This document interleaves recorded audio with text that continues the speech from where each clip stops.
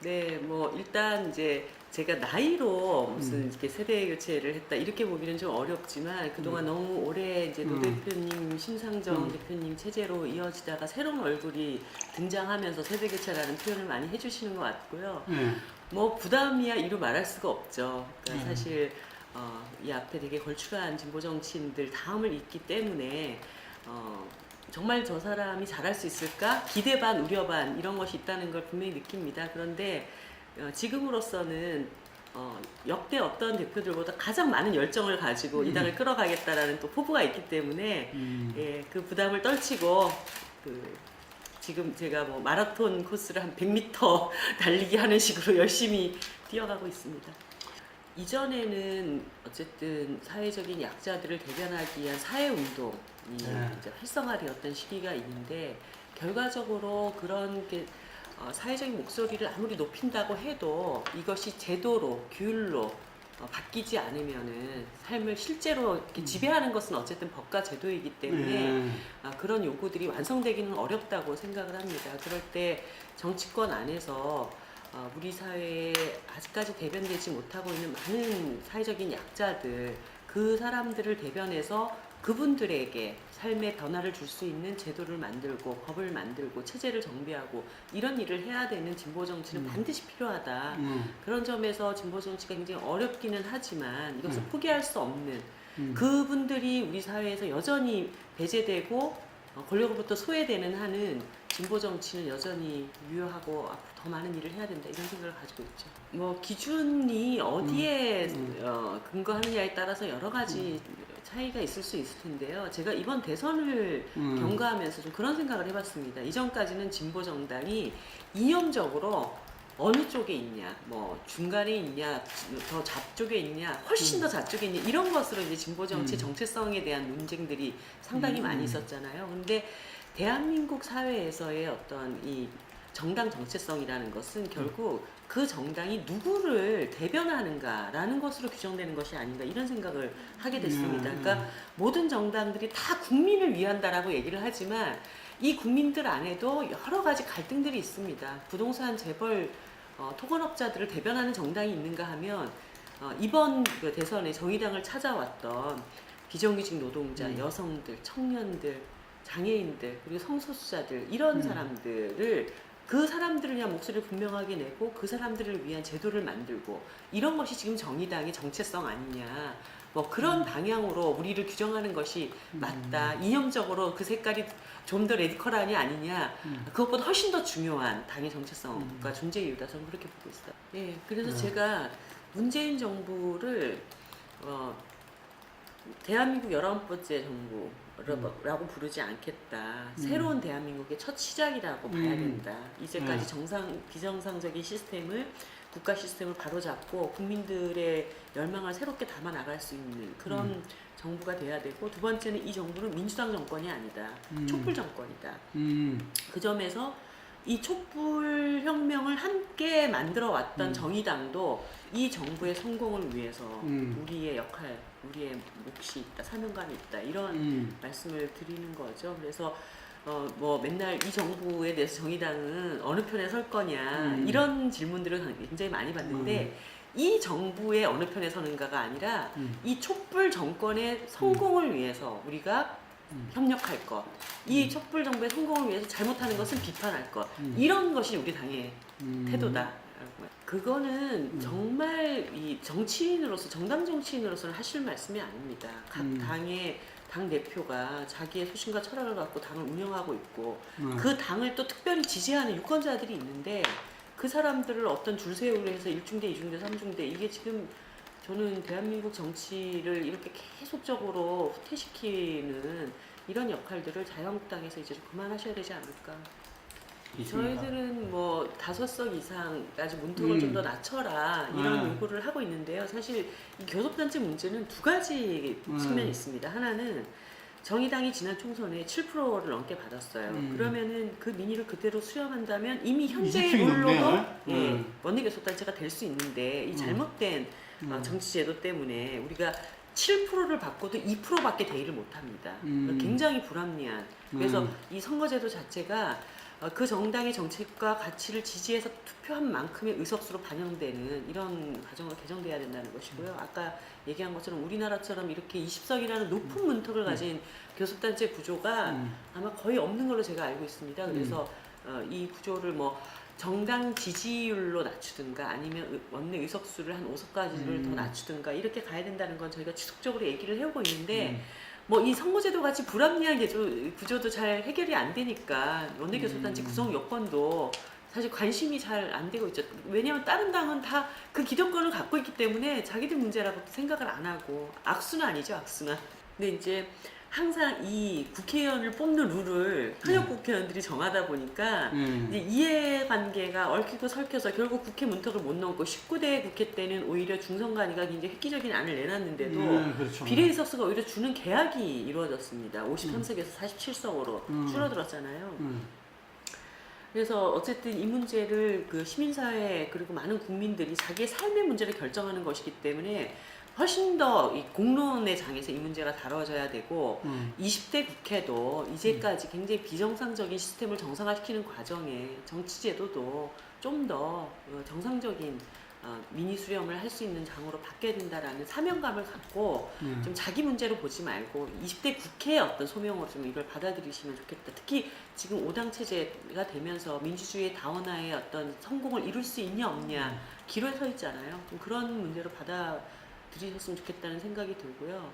그리고 사실은 이제 권력구조 문제도 마찬가지입니다. 대통령제가 원래부터 재앙적 대통령 제도냐? 전 그렇지 않다고 보거든요. 분명히 대통령제도 삼권 분립이라는 기반이 있는 것입니다. 입법부의 견제를 받게 돼 있는데 그게 제대로 안 됐던 이유는 국회와 정당 정치에 대한 국민의 불신이 극도로 높기 때문입니다. 그러니까 대통령이 국회 와서 뭐 지시하고 가도 국회의원들은 더 꼴보기 싫다 이렇게 생각하시니까. 근데 이런 불신이 왜 작동했냐? 제가 아는 국회의원님만 하더라도 여야를 왔다 갔다. 왜냐하면 선거 때 내가 어느 당에 가야지 소송구제화해서 1등 할 수 있을까, 당선될 수 있을까 이걸 중심으로 움직이기 때문에 선거 때 되면 본인 스스로의 철학과 정치적 소신을 배반하기도 하고 유권자들도 배반하는 이런 일이 자꾸 반복이 됐다고 봅니다. 그래서 오히려 이제 정당 투표제가 강화되면 많은 정치인들이 자신의 소신과 원칙대로 그만큼의 표대로 그걸 펼쳐나갈 수가 있잖아요. 그렇게 변화되는 게 정치를 선진화시키는데도 매우 도움이 되겠다는 생각이 들어요. 뭐 대통령제든 내각제든 일단 이 선거제도를 이렇게 바로 잡아서 민의를 수렴하고 정책과 소신대로 정치를 펼쳐나갈 수 있는 그런 제도가 좀 만들어져야 된다.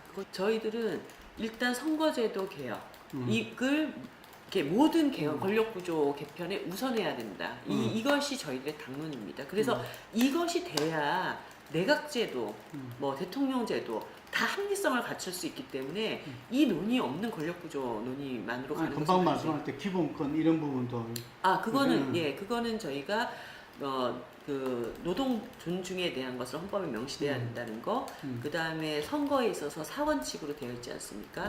그 보통 비밀, 무기명, 직접 여기에 비례성 이걸 넣어서 그 민의를 제대로 선거 과정에서 투영할 수 있도록 가야 된다는 거, 뭐 이런 내용들을 지금 만들어 나가고 있습니다. 이미 이제 발표를 한 것들이. 사실 지난 9년 동안 국가가 너무 많이 망가졌기 때문에 이거를 빨리 정상화시키는 게 되게 중요하고 그런 정상화 과정에서 이 정부가 하고 있는 여러 가지 노력들에 대해서 저희들은 높은 점수를 드릴 수밖에 없다. 다만 아쉬운 몇 가지 것들이 이제 나타나고 있는데 그 아쉬운 점들에 대해서 공백을 메꿔야 하는 것이 또 야당의 역할이기 때문에 아쉬운 부분에 대해서는 비판할 건 또 정확하게 비판하고 개선을 바라는 것은 또 요구하고 이렇게 하는 것이 정의당의 역할이라고 생각합니다.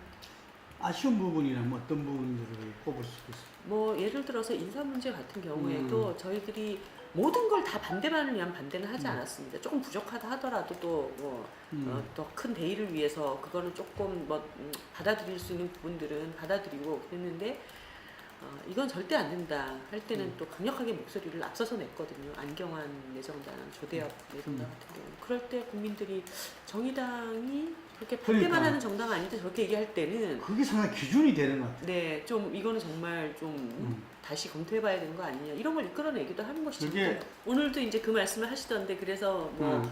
그 세부적인 뭐라 그래. 기준과 원칙에 대해서 빠른 시일 안에 발표를 하겠다. 왜냐면 앞으로도 그 저기 뭡니까 공기업 뭐 그 공직자들 인사가 계속 있잖아요. 네. 그래서 그런 문제들에 대해서는 빠른 대처를 이렇게 준비하고 계시다는 얘기를 했고요. 저는 뭐 다른 걸 다 떠나가지고 이제 좀 대한민국 사회에서 그렇게 서로 묵인되는 관행들이라는 것이 이번 과정을 통해서 그런 건 더 이상 없다. 좀 이제는 좀 바르게 좀 특히 권력을 많이 가지신 분들일수록 그런 편법을 써도 될 만한 권력이 있었기 때문에 다 편법을 쓰신 거잖아요. 그렇죠. 근데 권력을 가지신 분들일수록 훨씬 더 정의롭고 이렇게 올바르게 살아야 되지 않냐. 뭐 사람들이 자꾸 그런 얘기 있을 때마다 털어서 먼지 안 나오는 사람은 어딨냐고 얘기를 하는데 사실 서민들은 탈탈 털립니다. 근데 권력을 가진 사람들은 별로 안 털고 털려서 뭐가 나오면 다 사람이 그런 거지. 이렇게 이중잣대가 있어요. 뭐 2,400원 횡령했다고 해고되는 그런 일도 있지 않아요? 근데 왜 그 높은 권력을 가진 사람들은 그런 것은 다 양해될 수 있는 관행이라고 얘기가 돼야 되나요? 그래서 오히려 훨씬 더 그 권력 가진 분들이 자기 잣대를 엄격하게 갖는 사회로 전환돼야 된다는 걸 좀 말씀드리고 싶어요. 일단 7,530원 한 달 150만 원입니다. 그렇기 때문에 이것이 그렇게 많은 돈은 아니에요. 그리고 이 자체만을 놓고 보면 1만 원 시대가 반드시 가야 된다라는 거. 그래서 이게 흔들림 없이 대통령 공약이 지켜져야 된다는 걸 좀 다시 한번 확인을 드리고 싶고요. 예. 중장기적으로는 최저임금이 오르는 것이 훨씬 더 구매력을 높이고 서민들의 구매력을 높이고 또 고용률을 창출해 나가는 데 도움이 될 것이다라고 저는 확신을 하고 있습니다. 그런 사례들도 많이 있고 다만 당장의 어려움에 대해서 정부가 단기적인 대책들을 몇 가지를 내놓으셨잖아요. 선적 투자라든가 뭐 그 계약갱신권 10년 연장이라든가 이런 몇 가지를 내놓으셨는데 저는 여기서 한 가지를 더 붙이고 싶은 것이 그동안 60년 동안 성장의 과실을 너무 대기업, 부동산 재벌들 이런 사람들이 독식해 왔다는 것이죠.